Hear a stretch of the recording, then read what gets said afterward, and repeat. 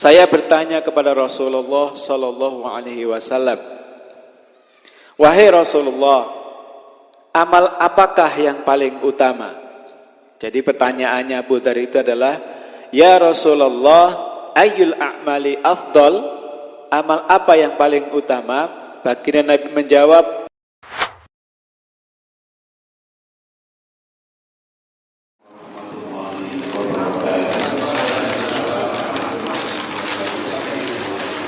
Alhamdulillahi rabbil alamin wa bihi nasta'in ala umuri dunya waddin wa ala alihi wa sahbihi ajma'in. Asyhadu an la ilaha illallah wahdahu la syarika lahu wa asyhadu anna Muhammadan abduhu wa rasuluh.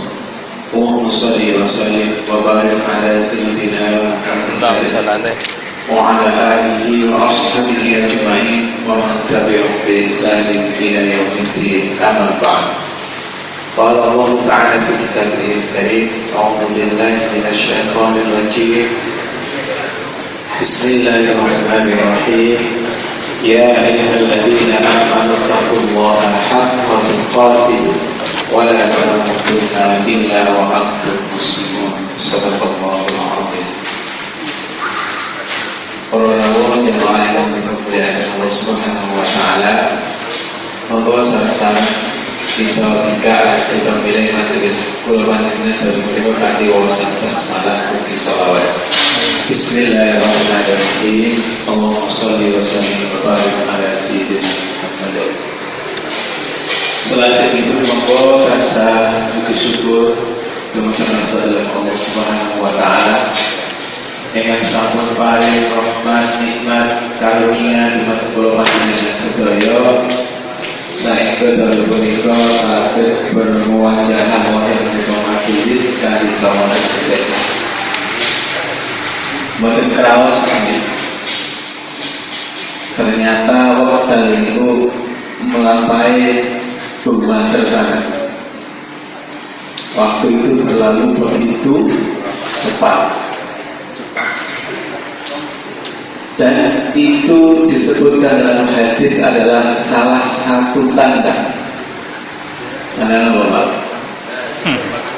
tanda akhir zaman. Ketika waktu berjalan dengan cepat terasa itu tandanya sudah zaman ini rada-rada umur. Semangat ini kalau panjenengan Yuswane dipun tambah-tambah dengan hasil tangan Pak saya dan kalau Allah ini mudah tapi jantai pulang.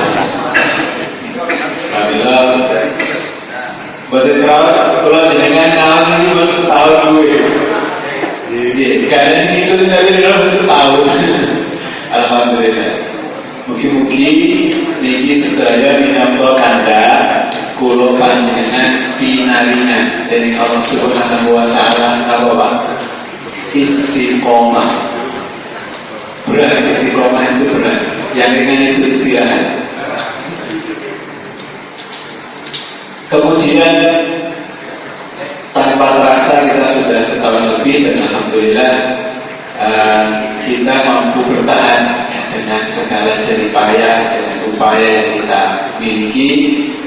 Mugi-mugi kemawon sedaya kawula dan desakan amal soleh kula panjenengan untuk hasil Allah Subhanahu wa taala. Salawat dan salam kita sanjunjung dumateng junjungan kula panjenengan baginda Nabi Muhammad sallallahu alaihi wasallam. Alhamdulillah dalu menika saged kepastian lan monggo tansah nonton niat pilih sedaya kan kula panjenengan lampahi menika amun karena Allah Subhanahu wa taala. Boten-boten itu mugi-mugi iki dados jalan ilmu, dados jalan kebaikan, dados jalan amal saleh yang bisa kita lakukan bersama-sama kagem ngerebut simpati, ngerebut ridhanipun Allah Subhanahu wa taala. Sehingga kula panjenengan indikator rahmatipun ingkang saged nglebetaken kula panjenengan rombongan dilebetaken dene swarganipun Allah Subhanahu wa taala. Karena memang banyak penjelasan baik ayat maupun hadis yang menyebutkan orang lebeti swarga rombongan Pak dikirim boten tak. Karena mereka ini perlu melayani dunia ini dari rombongan itu iya swarga. Insyaallah ini mungkin beriman atas cara. Jamaah yang dimuliakan oleh Allah Subhanahu wa taala, untuk keberkahan majelis kita, keluarga kita dan orang-orang di sekitar kita, monggo kita memohon kepada Allah dengan fadilah suratul Fatihah. Mungkin mawon supaya hajat kula panjenengan dipun dijabah dening Allah Subhanahu wa taala.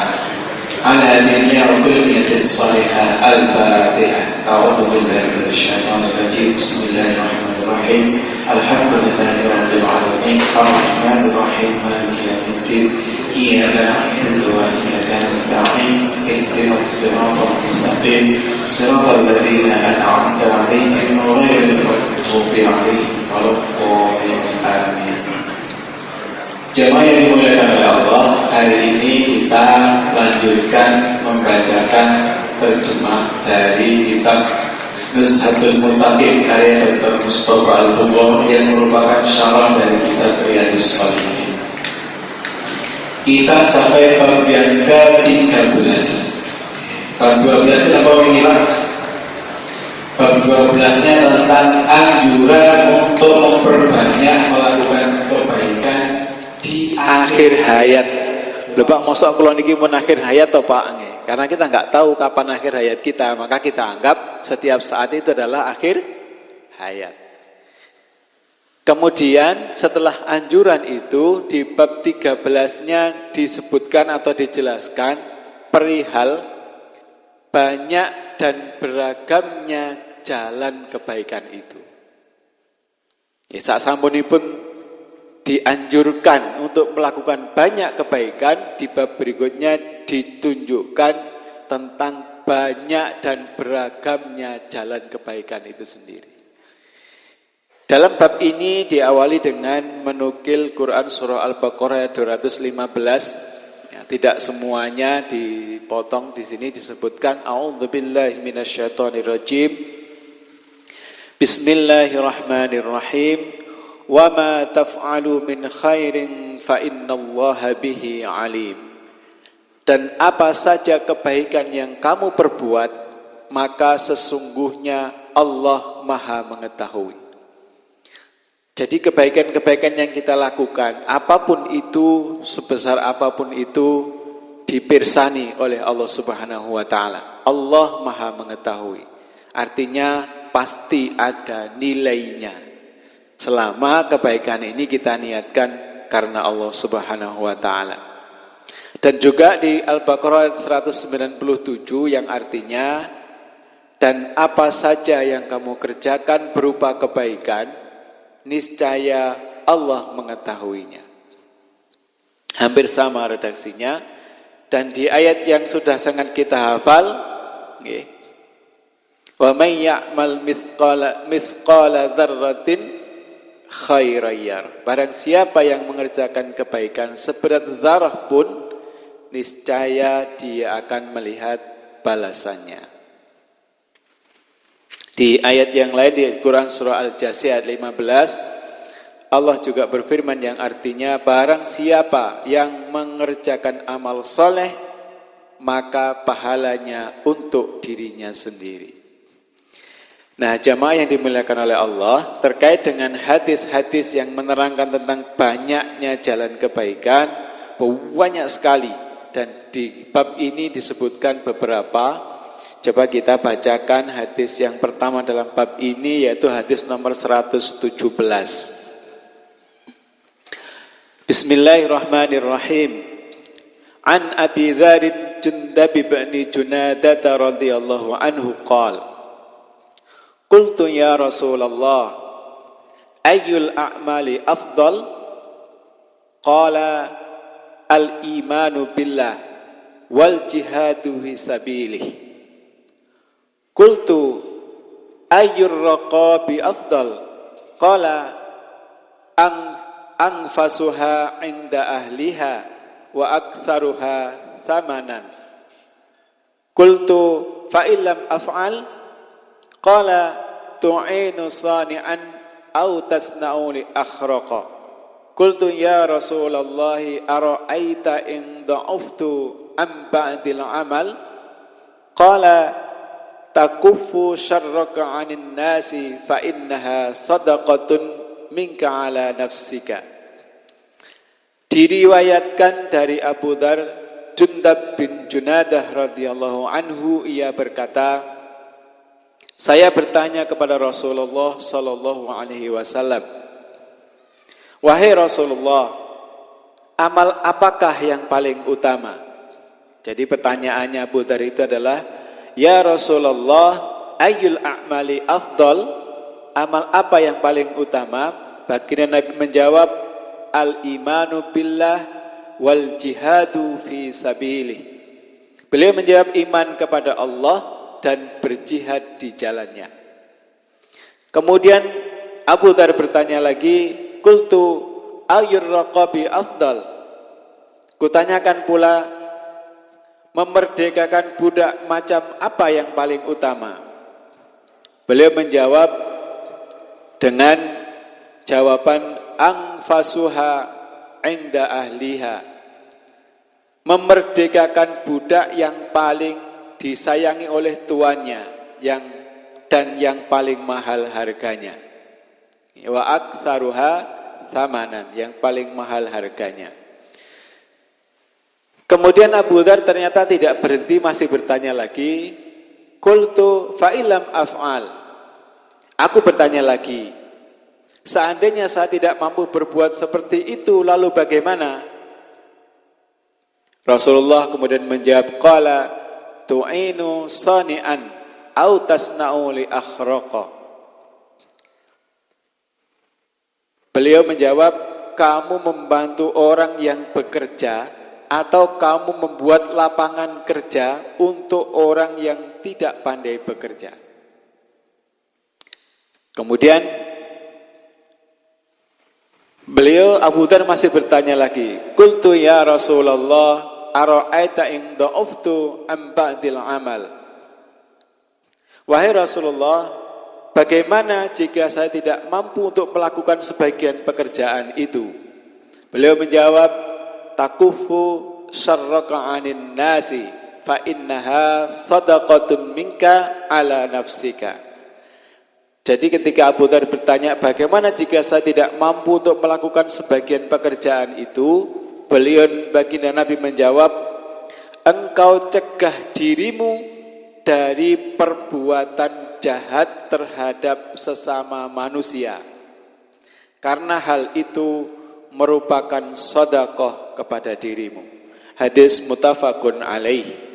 Hadis Bukhari nomor 2518 dan hadis Muslim nomor 84. Jamaah yang dimuliakan oleh Allah, di sini ada kata-kata yang barangkali perlu kita coba cermati. Yang pertama adalah sahabat Abu Dzar radhiyallahu anhu menanyakan tentang ayyul a'mali afdal, amal apakah yang paling afdal? Afdal itu artinya paling utama. Kalau bahasa kita itu kira-kira yang terbaik begitu. Amal apa yang terbaik? Atau amal apa yang paling utama? Yang artinya ketika ini terkait dengan amal, maka hubungannya adalah dengan balasan atau pahala di sisi Allah Subhanahu wa ta'ala. Maka kemudian baginda Nabi menjawab dengan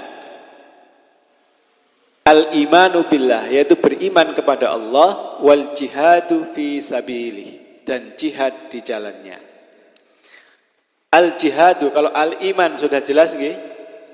Al-iman pengertian adalah tasdiqun biqalbi wa iqrarun bil lisan wa amalun bil arkan. Iman itu adalah membenarkan di dalam hati. Wa iqrarun bil lisan, dan mengucapkannya dengan lisan, dengan ucapan. Wa amalun bil arkan, dan mengamalkannya dengan anggota tubuh, dengan badan. Jadi kalau kita sudah meyakini, kemudian mengucapkan asyhadu alla ilaha illallah wa asyhadu anna Muhammadar Rasulullah, maka konsekuensinya adalah kita mengamalkan apa yang diperintahkan oleh Allah dan apa yang dituntunkan oleh baginda Nabi Muhammad sallallahu alaihi wasallam. Itu iman. Kemudian al-jihad.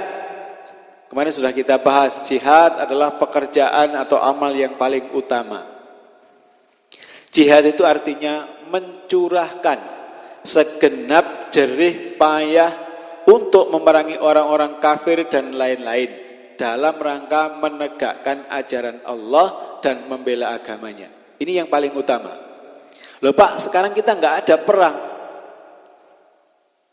Maka jihad yang utama sekarang adalah bersungguh-sungguh kita mengerahkan seluruh potensi diri kita untuk memperbaiki diri kita ini agar selaras dengan apa yang diperintahkan oleh Allah Subhanahu wa taala.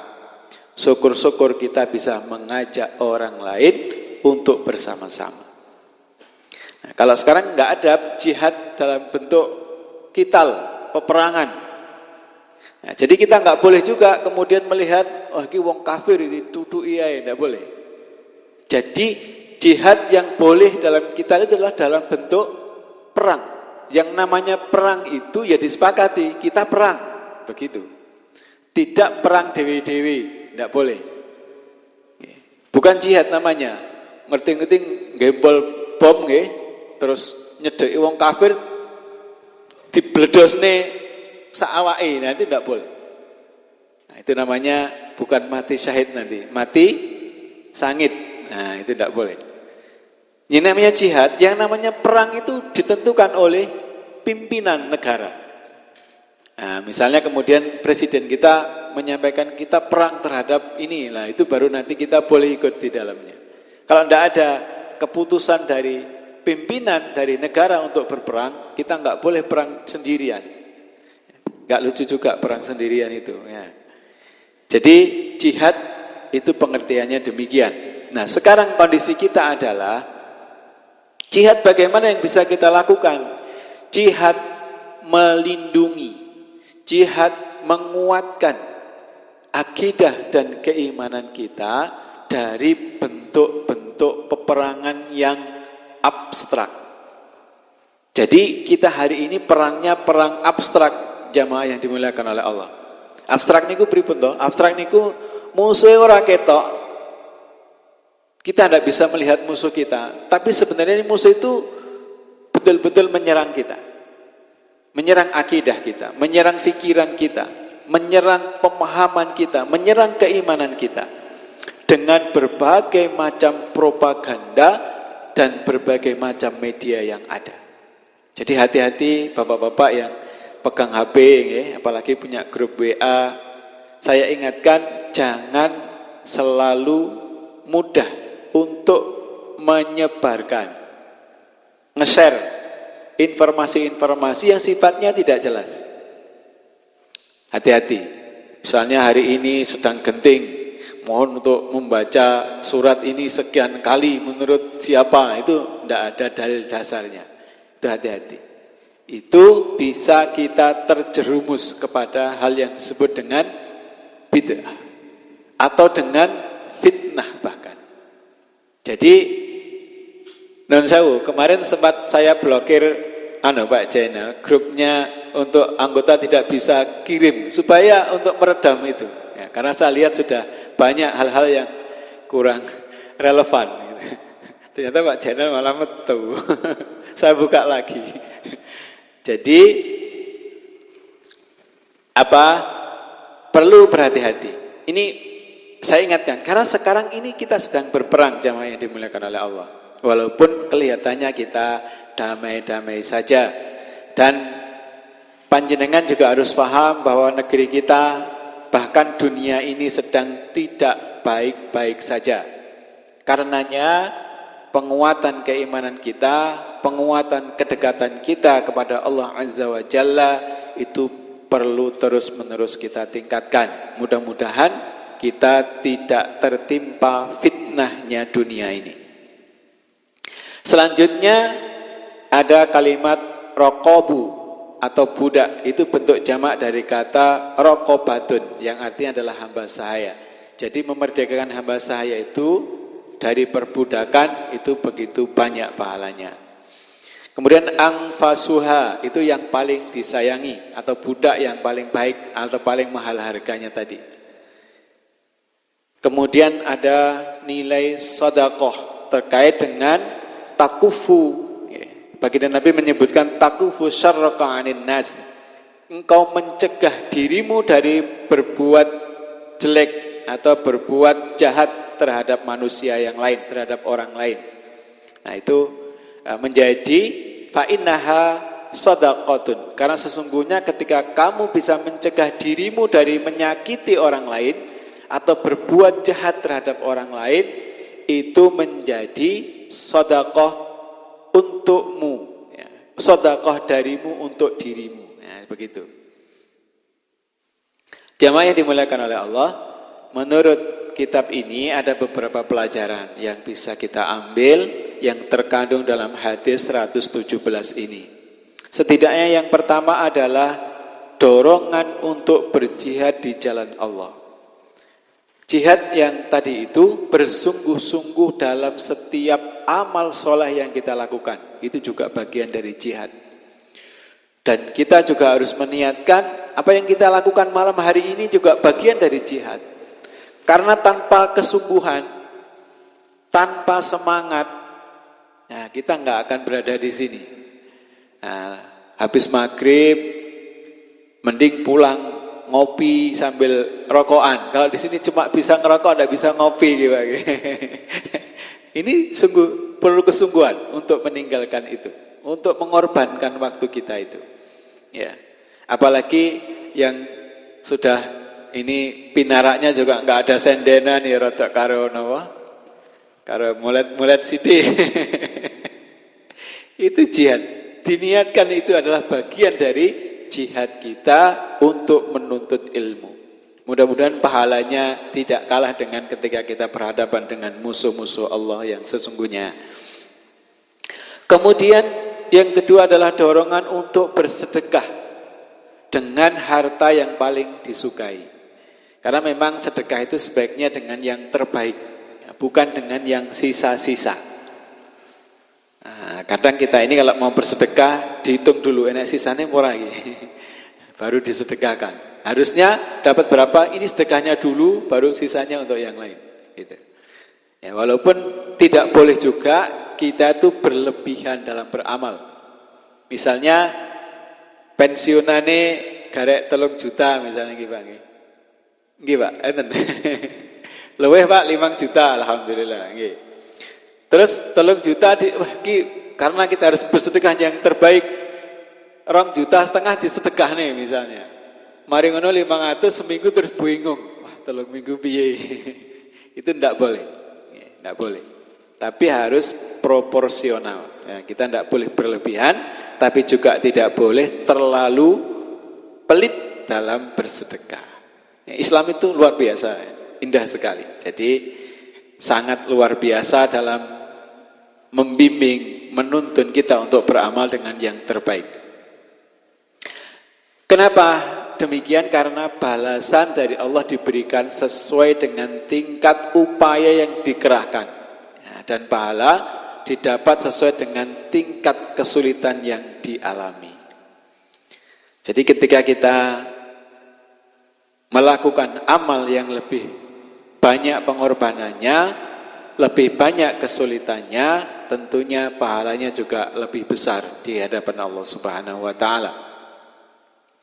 Yang berikutnya, hikmah dari hadis ini adalah ketika baginda Nabi mengajarkan kepada Abu Dzar, Abu Dzar itu ada 2, nggih. Ada Abu Dzar Al-Ghifari, ada Abu Dzar Jundab bin Junadah. Jadi ini dari Abu Dzar Jundab bin Junadah. Ketika beliau bertanya kepada baginda Nabi amal-amal utama, kemudian beliau bertanya, "Ya Rasulullah, seandainya saya tidak mampu berbuat seperti itu, bagaimana?" Berjihad, nah, beriman pasti sudah. berjihad, insya Allah beliau juga termasuk orang-orang yang berjihad di jalan Allah. Kemudian memerdekakan budak yang paling baik, itu barangkali tidak bisa karena tidak punya berarti. Maka beliau bertanya, kalau saya tidak bisa itu bagaimana ya Rasulullah? Maka baginda Nabi mengajarkan kepada beliau, tu'inu sani'an au tasna'u li akhraqa. Maka kamu membantu orang yang bekerja atau membantu orang lain, menolong orang yang memerlukan bantuan, menyangkut suatu pekerjaan yang tidak mampu dilakukannya. Contoh yang sering saya contohkan ketika tetangga atau orang di sekitar kita punya kesulitan, punya gawe atau kena musibah, itu biasanya banyak pekerjaan-pekerjaan yang tidak bisa dilakukan sendiri. Maka kita membantu. Itu juga adalah jalan kebaikan yang sangat dianjurkan oleh baginda Nabi Muhammad sallallahu alaihi wasallam. Jadi membantu. Atau kata Nabi, membuat lapangan kerja agar orang yang tidak bisa bekerja itu dengan baik, itu bisa bekerja dengan lapangan kerja yang kita buka. Nah, ini bagi para pengusaha itu bisa dilakukan, membuka lapangan kerja. Kemudian ketika itu juga tidak bisa dilakukan, Abu Dzar Jundab bin Junadah radhiyallahu anhu bertanya lagi kepada Rasulullah, ya Rasulullah, kalau aku tidak mampu, maka baginda Nabi mengajarkan agar mampu menahan diri, mampu mencegah diri dari menyakiti orang lain atau berbuat jahat kepada orang lain. Nah, sikap demikian itu tidak kalah pahalanya dari sedekah dan berbuat baik. Menyakiti orang lain di sini terkait dengan perbuatan fisik maupun perbuatan non fisik. Nah, dengan ucapan kita itu kita cegah agar tidak menyakiti orang lain yang ada di sekitar kita, terlebih tetangga. Karena tetangga itu jamaah yang dimuliakan oleh Allah memiliki kedudukan yang istimewa di hadapan Allah Subhanahu wa taala. Banyak hadis nanti yang terkait dengan tetangga. Ada bab khusus tentang hak-hak tetangga. Nah, bahkan hadisnya luar biasa. Ini dikaitkan dengan keimanan seseorang dengan Allah Azza wa Jalla dan hari akhir. Jadi menjadi ukuran iman seseorang adalah sikap dan perilaku seseorang terhadap tetangganya. Dan tetangga itu tidak disebutkan muslim atau non-muslim. Jadi semua tetangga harus berbuat baik. Jadi kita mencegah diri kita sebaik mungkin, sekuat mungkin untuk tidak menyakiti orang lain. Karena kadang, nyuwun sewu, ucapan kita yang kadang kita anggap sepele itu ternyata, kenapa Pak? Ngelarani hati. Nah, ngelarani hati ini kalau angel obate, misalnya sakit fisik, ya. Tiang loro hati ini rada, rada angel mari ini, ya. Agak sulit. Makanya kita perlu berhati-hati. Dan itu kata baginda Nabi, ketika kita mampu melakukannya, fa innaha shadaqatun, itu adalah sedekah. Pahalanya adalah pahala sedekah yang sangat luar biasa dengan kita mencegah diri kita dari menyakiti orang lain. Nah, yang terpenting pahala atau pelajaran yang kita ambil dari hadis ini adalah beriman kepada Allah merupakan dasar bagi keabsahan amal dan diterimanya amal tersebut di sisi Allah. Jadi tanpa didasari dengan keimanan, sebaik apapun amal yang kita lakukan, sedermawan apapun seseorang, Ya, bahkan seseorang yang sangat kaya dan sangat dermawan, ketika bertemu dengan orang yang kesulitan, setelah perlu takon langsung diwei. Misalnya orang butuh 1 juta, diwei 5 juta, begitu. Tapi tanpa dia memiliki keimanan kepada Allah, maka amal-amalnya itu tidak ada nilainya di hadapan Allah Subhanahu wa taala. Seperti debu yang kenapa Pak? Beterbangan. Sudah debu beterbangan lagi. Saya tinggu apa-apa, ngregeti ning dindi. Nah, begitu. Nah, jadi iman merupakan dasar dari keabsahan amal, sedangkan amal itu sendiri merupakan buah dari keimanan. Nah, mudah-mudahan kita mampu menguatkan iman kita dan menambah amal kita di penghujung usia-usia kita ini. Jamaah yang dimuliakan oleh Allah, pelajaran yang kelima yang disampaikan adalah menunjukkan usaha Islam dalam memerdekakan para budak atau menghapuskan perbudakan. Ya, salah satu misi utama dari baginda Nabi adalah membebaskan perbudakan. Dan alhamdulillah setelah datangnya Islam tidak ada lagi perbudakan secara resmi. Ya, dulu perbudakan itu resmi juga. Jadi orang itu kalau dalam penguasaan orang lain boleh diperjualbelikan. Hamba sahaya itu diperjualbelikan. Mulai zaman dulu, kalau kita melihat sirah atau membaca ayat-ayat kisah tentang Nabi Yusuf misalnya, beliau itu juga diperjualbelikan sebagai budak. Maka ada istilah budak belian. Nah, jadi orang yang diperjualbelikan. Dan dia harus, kalau sudah dibeli oleh seseorang, dia harus menuruti apa saja, mengerjakan apa saja yang diperintahkan oleh tuannya. Karena dia kehilangan kemerdekaan. Maka Islam datang memerdekakan mereka, karena sesungguhnya manusia itu siapapun kedudukannya sama di hadapan Allah Subhanahu wa taala, yang membedakan adalah keimanan dan ketakwaannya.